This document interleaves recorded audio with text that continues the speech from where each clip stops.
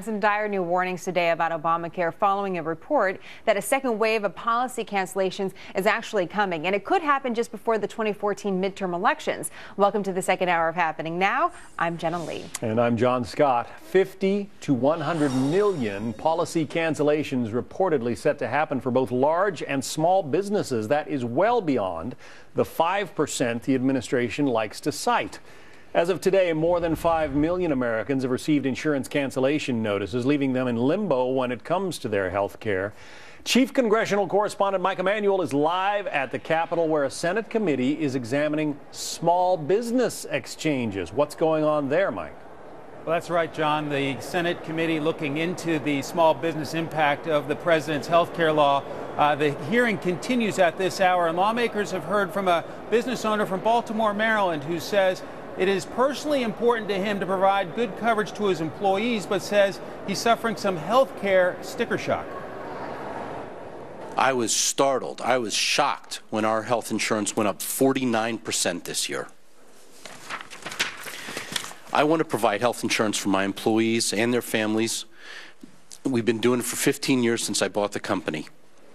But now, because it's so high, our plan, in effect, is not viable because it's not affordable.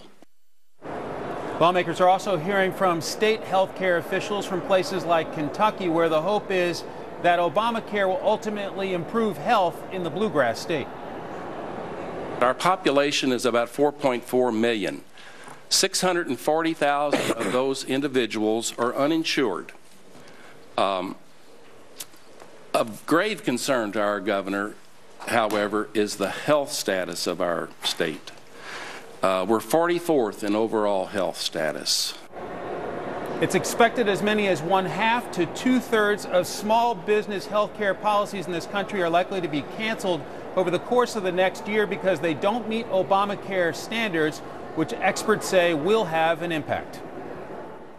It'll be a surprise, especially for sort of smaller, younger, entrepreneurial firms who often have healthier employees than the mean, because they'll be faced with higher premiums on the new small business exchanges. Because, you know, as you know, like in the individual market, there'll be a lot of redistribution from sick to healthy, from old to young.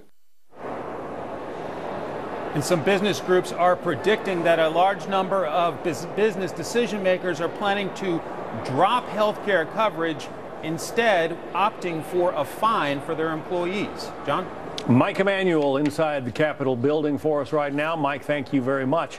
So for more now on the fallout from the launch of Obamacare, we're joined by Jamie Weinstein, senior editor of the Daily Caller. Jamie, Republicans are out there saying, I told you so, that it's more than just the rollout of the website, which still has plenty of problems, but the devil here is in the details. And when you get into details of what is required under the Obamacare law, a lot of people are not happy. Absolutely. A lot of people are being thrown off their insurance, and when they try to sign up, if they can even get on the exchange website, they're finding that the insurance is more expensive and the deductibles are higher than they had before. So in many ways, it's the Unaffordable Care Act. There's actually a story out of Washington now, a lady who signed up originally on the Washington exchange, and it looked like she was going to get insurance for her and her family for under $200 a month. She wrote a letter to President Obama, and President Obama mentioned her in a speech as an example of what the Affordable Care Act can provide. It turns out that there was a glitch in the website. She's going to have to pay over $600 a month, not the under $200 that she thought, and she just can't afford it. So she's going to go without health insurance.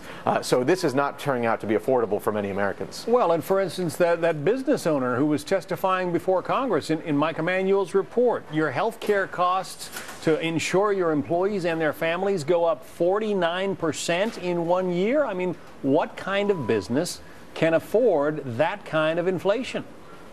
Well, that actually puts the lie to the claim that the administration was initially peddling, that only 5% of people are going to be affected and may lose their health insurance because of Obamacare. The truth is that even in places like the small business market, where people are getting insurance through their employer, these health premiums are going to go up. So either they're going to have to pay more for their insurance, their employer is going to make them pay more, or they're going to have to downgrade their insurance and get a lesser program because their employer can't pay the increase in premium, or the employer is going to drop them altogether and they're going to be forced into the Obamacare exchange. The idea that this only affects 5% of the people in the individual market, I think, is just bogus, and that testimony shows it to be so. A story in the Washington Post about Maryland, a state that has really been welcoming Obamacare, been pushing it, advertising it, trying to get people signed up. 1,278 people have signed up for the private plans. Next door in Delaware, another state that has been, pushing and welcoming Obamacare. It is, after all, the state once represented by and still the home of Vice President Joe Biden. In Delaware, you've got less than 200 people signed up. Now, is that because they can't use the website or because they are seeing the product and don't like it, Jamie? Well, it could be a mixture of both. I think at this point it's the website problems. In Oregon, which has also been very favorable to try to institute the Affordable Health Care Act, 0 people have signed up because their website doesn't work or they have not been enrolled yet.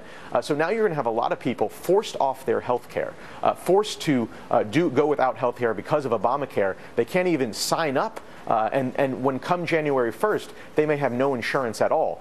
So this is, turning into quite a catastrophe. And even President Obama's former healthcare advisor, Zeke Emanuel, who's very influential in pushing Obamacare, said if the exchanges aren't operable by November 30th, that's going to be a big problem. That's about 10 days away. No one believes they're going to be operable to the extent that they need to be to get people to sign up by November 30th. Jamie Weinstein is senior editor at the Daily Caller. Jamie, thanks for joining us today.